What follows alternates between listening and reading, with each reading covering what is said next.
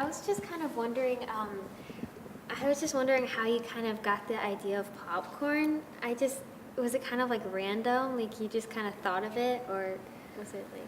It was a little bit random. I was sitting down to compose and I just thought, popcorn. But the backstory is I really like popcorn.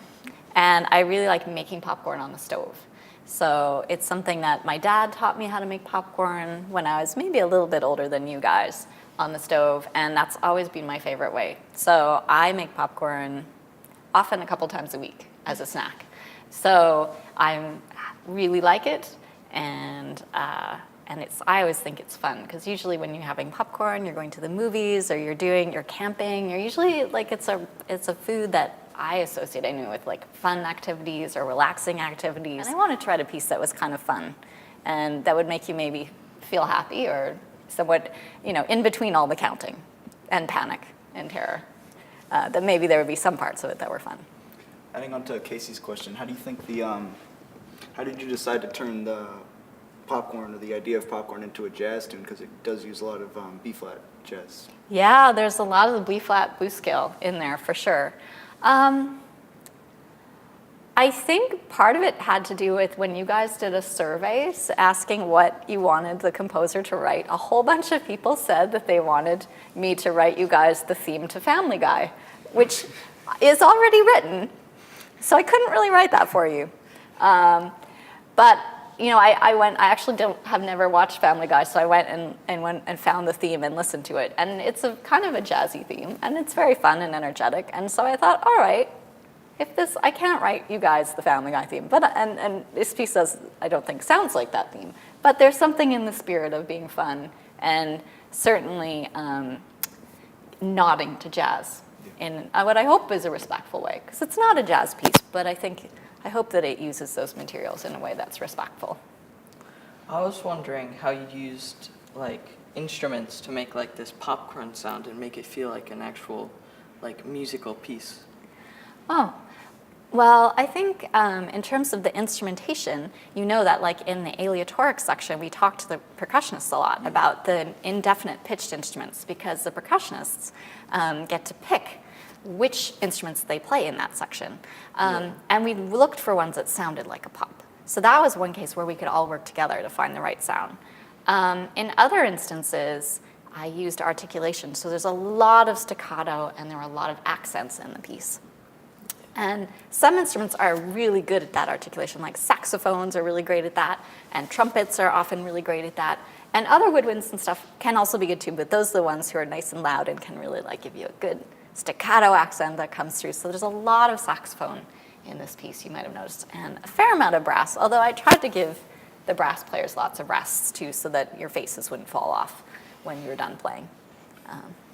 So there's one part in your piece I think it's at K, where it's kind of something that we've never really had before, where instead of music, it's just, it has the B-flat blues scale, and it says it's slowly crescendo in, play these notes however you want, and then decrescendo out.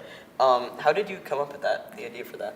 Well, that idea, when I first thought about writing a piece about popcorn, I thought, wouldn't it be great if there was that device of just letting you guys improvise within a set of guidelines? That's called aleatory. So when I use that word aleatoric, it's like a $10 word that means controlled improvisation or guided improvisation.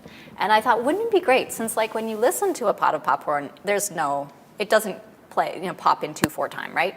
It does not go in a regular way. It's sort of random sounding. And it does sort of have that cool build-up. And then I thought, well, wouldn't it be nice if the whole band just made the sounds of a pot of popcorn with pitches added, because those pitches are, as you mentioned, they're really important to the whole piece. So in a way, it's it sums up the whole piece, because the whole piece is shaped like that, right? Like a pot of popcorn. It starts really slow and then it builds and builds and builds, and then there's a nice diminuendo at the end. So I thought in that little moment, that little thing, you guys could play aleatorically, you could all improvise, which is kind of fun because it means you guys are helping to create the piece and compose the piece in a different way. But it also just really underlines for the audience, this is about popcorn. Because I hope when we get to that section that it'll really sound like popcorn popping in the microwave or on the stove or, however you like to make it. So I was just wondering, where did you know how, like, where did you want to start? Like, where did you kind of, like, start with the piece, like, writing it in terms of? Well, I started with the idea of popcorn, and I knew there was going to be aleatory somewhere. And then I had to sketch out some themes and ideas. And I sketched out a theme that was a little bit like what happens at A, the sort of, and that's conveniently enough the A section of the piece that comes back. And then I sketched a theme that was a little bit like the theme at B, but it ended up changing. And I sent them both to Mrs. Oakley and said, here are these themes, and I had different versions of them that were a bit easier because I was worried, because as you know, there's a lot of syncopation and counting, and I thought, uh-oh, is this going to be too much? And Mrs. Oakley said, nope, she thought you guys could do it, so I went ahead and used the trickier versions of the themes, which all of you may now regret, but at the moment, it seemed like you guys could do it, and I think you guys are actually doing it pretty well so far, so I think her confidence might have been well placed, even though you all had to work pretty hard to get there. How do you think, in the aleatoric section of the piece, has the way you feel about playing it or the way you played it changed over the course of your learning the piece? Where you're playing, you just have the scale and you have to come in and try to be a pot of popcorn. I think that's like really creative. But how do you feel about playing it? Is it fun to play, or are you like, ah? I think it's fun to play, yeah. That's good.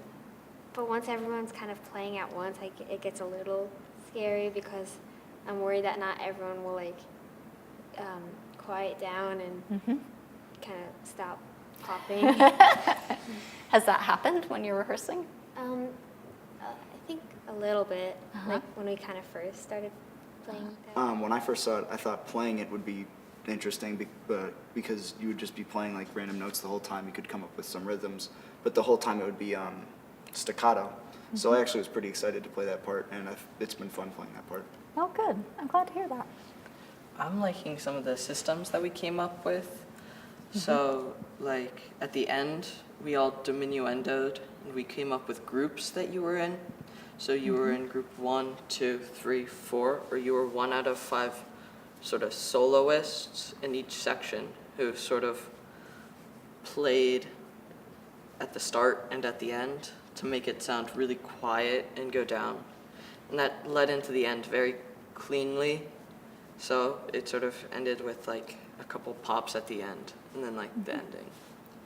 I also wanted to comment on that. So before we had come up with that, about halfway from when we first got the piece to now, and we in that first half it was sort of hectic, like you were saying. It was like we since there weren't any set starting soloists, no one really knew like who would come in first. So some people would just play like 2 or 3 notes, and then everyone would just like come in around in the same few seconds, and that didn't really work as well as with the groups.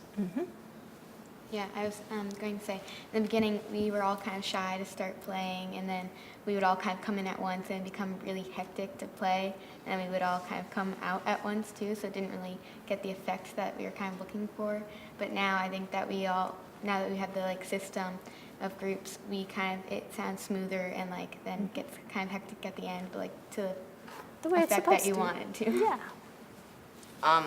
The thing that helped me play K like a lot better was thinking of like popcorn in real life, and how at the beginning it starts off slow, and then in the middle it's like everything's popping, and at the end there's like a couple pops in between, and that really helps me play like staccato and think about it.